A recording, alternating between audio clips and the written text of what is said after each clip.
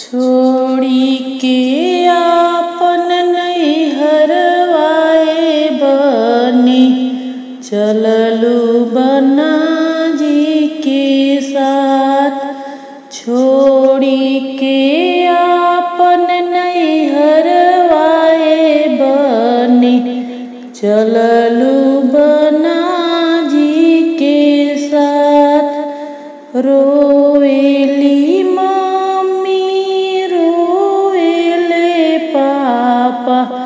रोवले भैया तोहर रोवले भैया तोहर।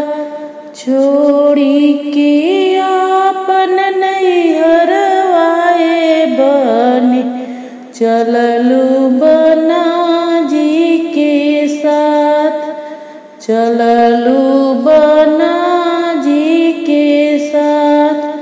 रोवेले चाचा रोवेली चाची रोवेली बहिनी तोहर रोवेली बहिनी तोहर।